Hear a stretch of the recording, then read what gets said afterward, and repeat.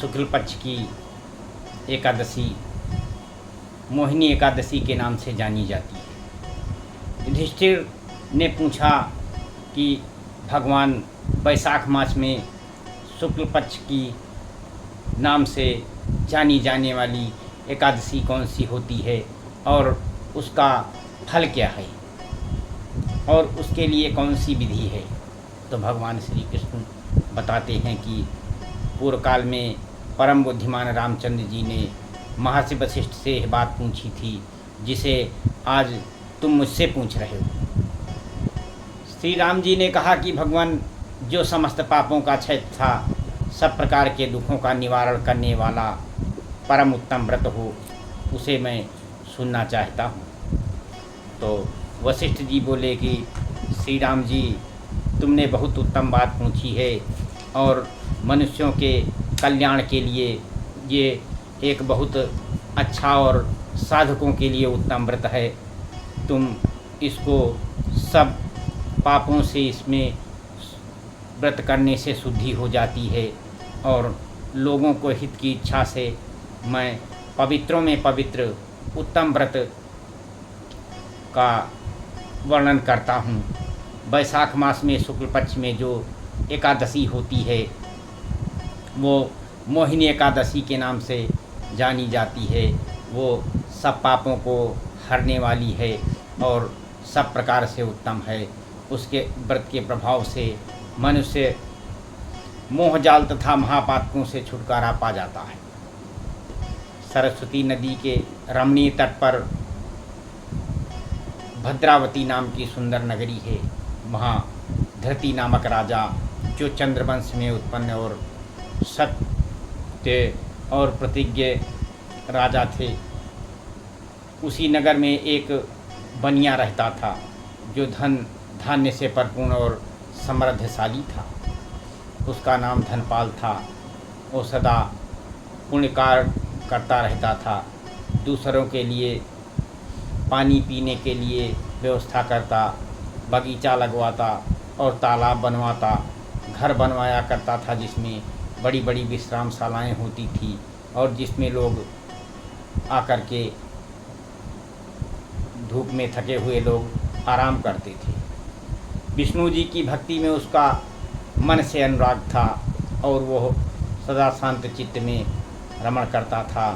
उसके 5 पुत्र थे और जो मेधावी, सुकृति और तथा बुद्धिमान थे।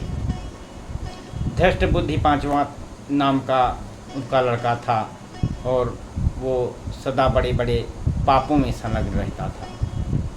जुआ तमाम प्रकार का गलत काम करना और उसकी बड़ी वेश्याओं में भी बढ़ती थी और उसकी बुद्धि ना तो देवताओं के पूजन में लगती थी और ना पितरों ब्राह्मणों के सत्कार में रहता था।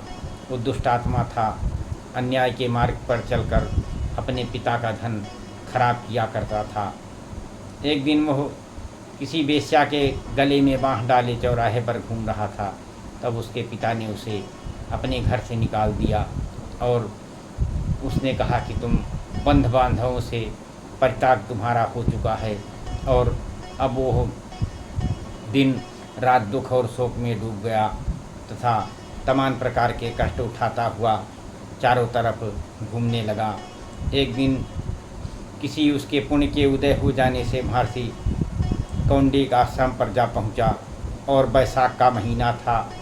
तपोधन गंगा जी में स्नान करने आया था और धृष्ट बुद्धि शोक के भार से पीड़ित हो वो मुनिवर के पास गया और हाथ जोड़ करके उसने मुनि से कहा कि भगवान, मैं बहुत ही दुष्कर्म करता हूँ और मुझ पर दया करके कोई ऐसा व्रत बताइए जिसके पुण्य के प्रभाव से मेरी मुक्ति हो जाए।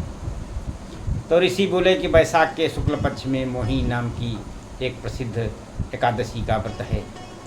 मोहिनी का उपवास करने से सब प्राणियों के अनेक जन्मों के किए हुए महान बड़े से बड़े पाप भी नष्ट हो जाती हैं। तो वशिष्ठ जी कहते हैं कि श्री रामचंद्र जी मुनि का यह वचन सुनकर धृष्ट बुद्धि का चित्त प्रसन्न हो गया और उसने मुनि के उपदेश के अनुसार विधिपूर्वक मोहिनी एकादशी का व्रत किया।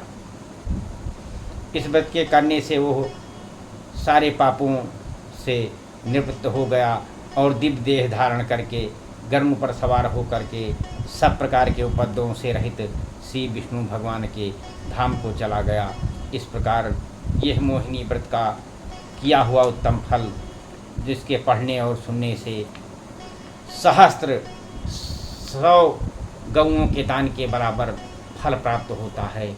और इसको करने के लिए सीताराम सीताराम का जाप करते हुए नारायण नारायण का, लक्ष्मी नारायण का दिन भर जाप करना चाहिए और सब काम को मोह लोभ आदि से अपने को मन को हटा करके उत्तम तरीके से इस व्रत को करना चाहिए।